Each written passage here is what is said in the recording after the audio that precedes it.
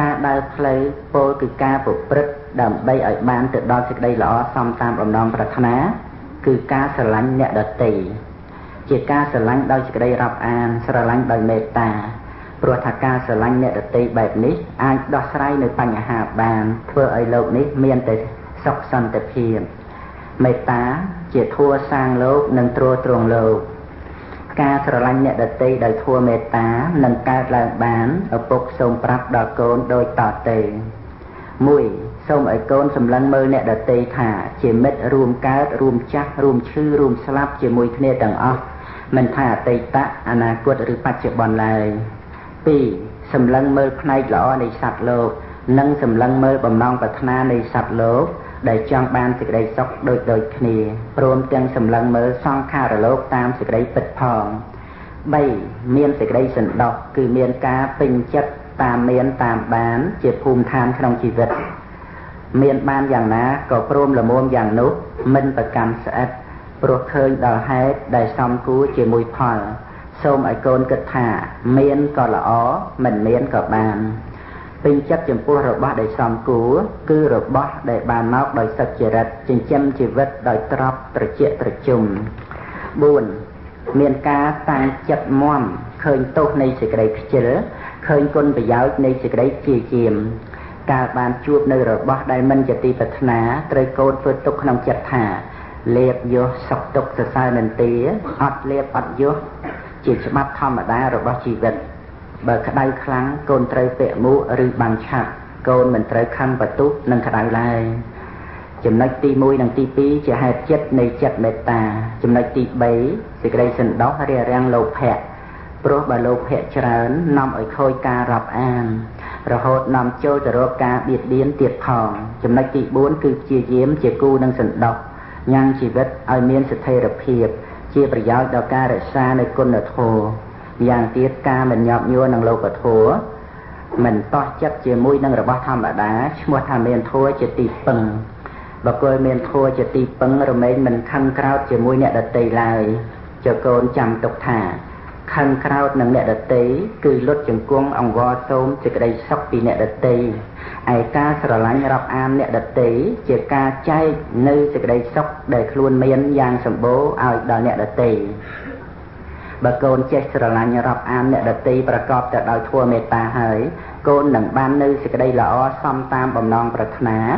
បីដោយកូនមេឪពុកមានទេវតាតាមថែរក្សាចឹងឯងកូនមេឪពុក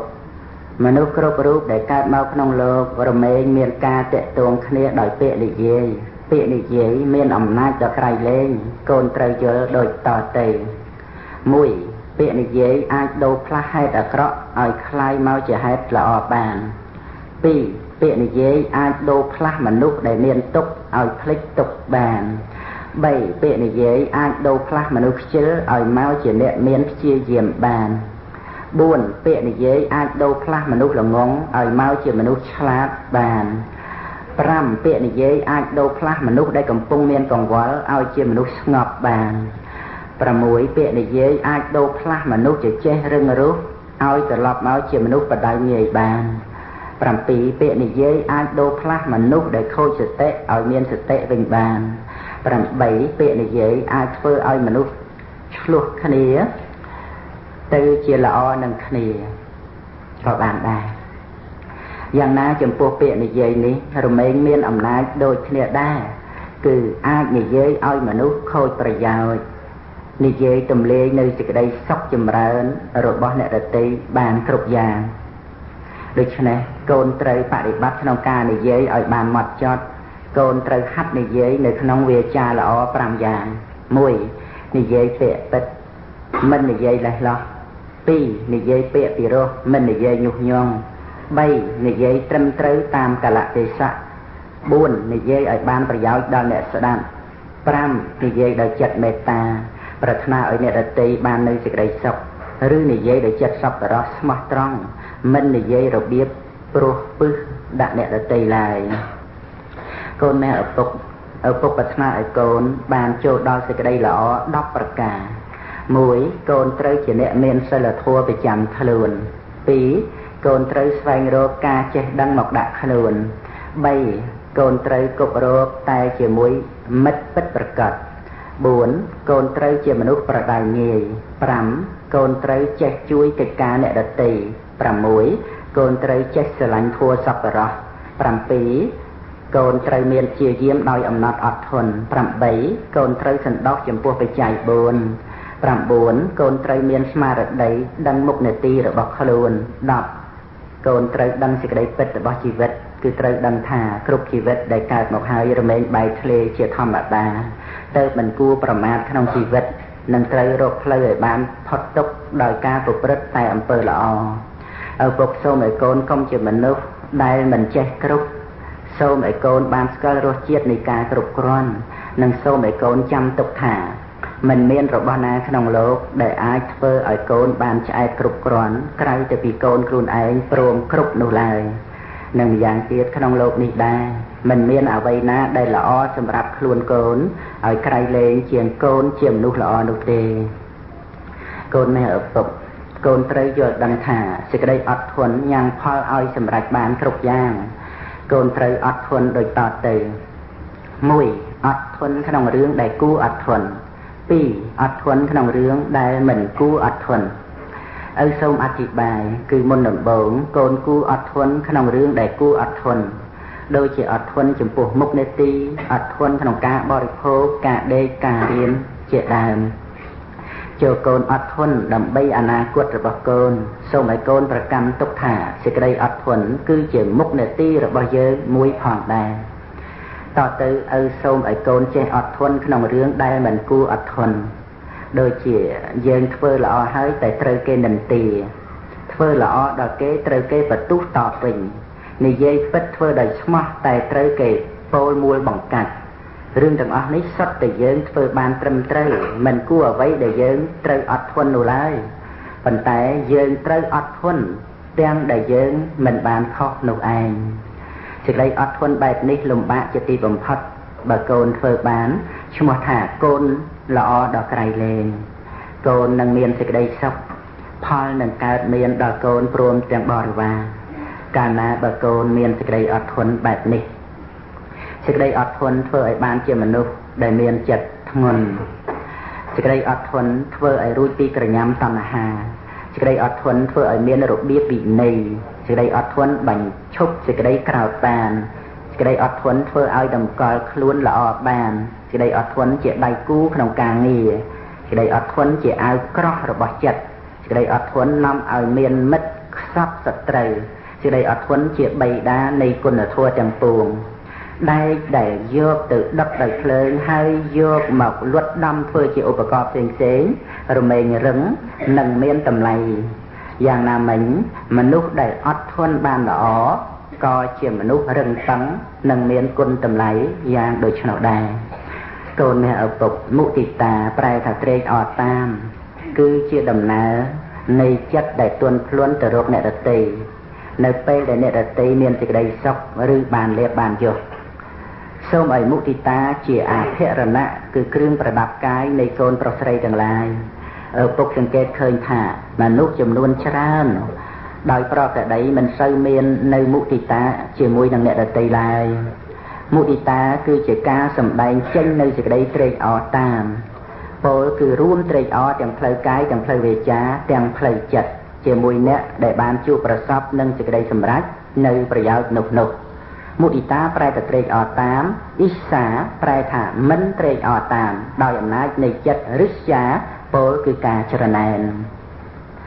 ចូលកូនចាំទុកថាសត្រូវដ៏សំខាន់របស់មុទិតាគឺអ៊ីសាការបើច្រណែនហើយចិត្ត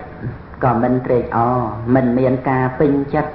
មានសភាពញាប់ញួរដូចជាចោលយកសត្រាវុធមកភ្ជង់ត្រង់ដើមទ្រូងដូច្នោះឯង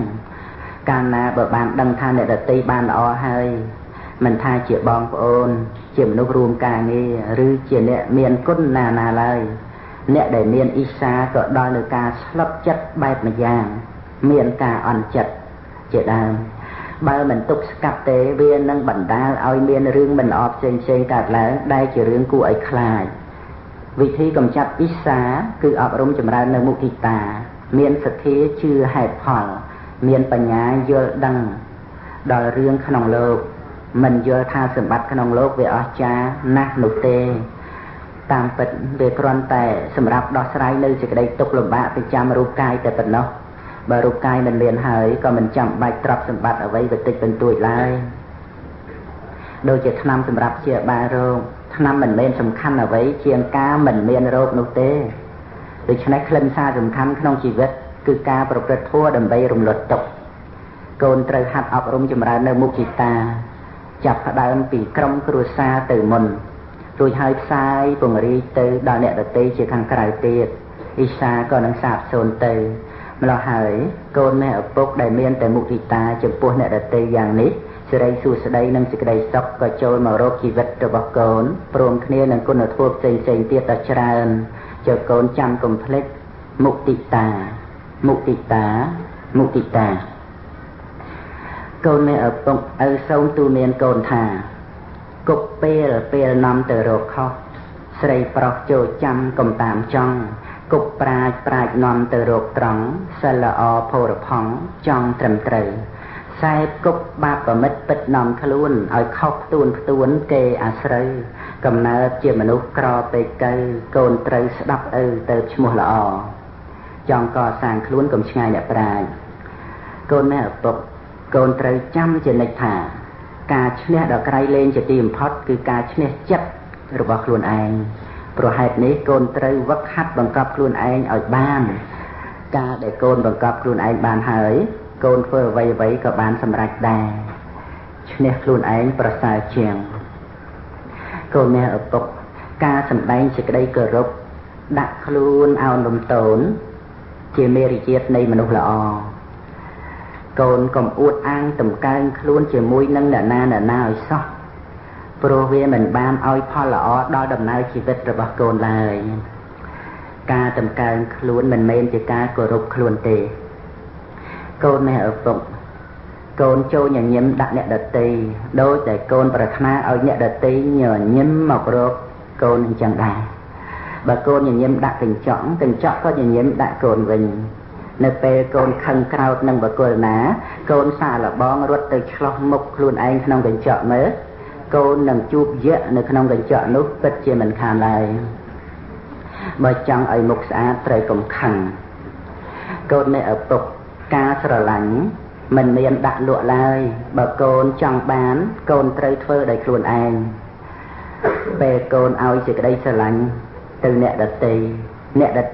នឹងឲ្យសេចក្តីស្រឡាញ់ត្រឡប់មកដល់កូនវិញបើកូនចង់ឲ្យអ្នកដទៃស្រឡាញ់ពិតសូមកូនធ្វើឲ្យបានតែម្យ៉ាងក៏ល្មមគ្រប់គ្រាន់គឺធ្វើខ្លួនឲ្យគួរស្រឡាញ់អ្នកដទៃដោយមេត្តាជាការប្រសើរកូនមេឪពុករាល់យប់មុននឹងកូនចូលគេងកូនកុំភ្លេចថ្វាយបង្គំព្រះគឺព្រះពុទ្ធព្រះធម៌ព្រះសង្ឃហើយកូនត្រូវនឹកដល់គុណមេត្តាបិតាផងព្រមទាំងអ្នកដែលមានគុណផ្សេងទៀតផងដែរបើកូនធ្វើបានដូចនេះកូននឹងបានចម្រើនសូមកូនកុំភ្លេចតាំងចិត្តមេត្តាដល់សត្វទាំងឡាយទាំងពួងផងណាប្រាស់ខ្លួនដេកទៅកុំដេកទៅទេកូនមេឪពុកបើកូនចង់ស្អាតត្រូវរក្សាសិលបើកូនចង់មានត្រូវឲ្យទានបើកូនចង់ឆ្លាតត្រូវចេះសួរបើកូនរៀនដើម្បីនឹងដឹងអ្វីណាមួយត្រូវរៀនដឹងឲ្យច្បាស់លាស់ពិតប្រាកដកូនមេឪពុករៀនដឹងដើម្បីជួយខ្លួនឯងគឺដើម្បីមានខ្លួនឯងជាទីពឹងខ្លួនឯងបានប្រសើរជាងពឹងអ្នកដទៃកូនមេឪពុកភាសិតបានពោលទុកថាអ្នកស្រែបានស្រូវរមែងឲ្យបាយពួកព្រានទាំងឡាយរមែងឲ្យសាច់ពេទ្យព្យាបាលរោគជាកិច្ចចាំបាច់ឲ្យទានសម្រេចនៅលើចិត្តបុណ្យចំណែកបណ្ឌិតមានពិតក្នុងលោកបានជួបមានជោគព្រោះលោកពោលសន្តិកូនចង់បានអ្វីកុំឲ្យសួយសុនគិតទុកជាមុនសុំចូលទៅរកធម្មទានឈ្នះអស់ទានទាំងពួងកូនមេឪពុកកូនចូលសម្ដែងការរីករាយដល់អ្នកដែលឈ្នះកូនគ្រប់ករណីដើម្បីដល់ថ្ងៃក្រោយតទៅនៅពេលដែលកូនឈ្នះគេវិញគេនឹងសម្ដែងការរីករាយមករកកូនដូចឈ្នះដែរប៉ុន្តែបើគេមិនបានសម្ដែងការរីករាយមករកកូនទេនោះ កូនក៏គួរសម្ដែងនៅការយល់ដល់ចិត្តរបស់គេនិងអាណិតគេផងព្រោះគេបានចាញ់តាំងតែពីគ្រាដំបូងដែលគេបានឈ្នះកូនម្ល៉េះគឺចាញ់ចិត្តរបស់ខ្លួនគេនឹងឯងចំណែកកូនវិញគឺឈ្នះចិត្តរបស់កូនដែលជាការឈ្នះដ៏ប្រសើរកូនមានឪពុកកូននៅទីកន្លែងណាក៏ដោយកូនចូលចាំទុកមិនត្រូវធ្វើខ្លួនឲ្យមានបញ្ហាសាធុជនសូមអនុមោទនារងចាំស្ដាប់កូនមាសឪពុកជាបន្តពុទ្ធហੰសរណੰកច្ចហាមិតហម្មੰសរណੰកច្ចហាមិសង្ឃហੰសរណੰកច្ចហាមិ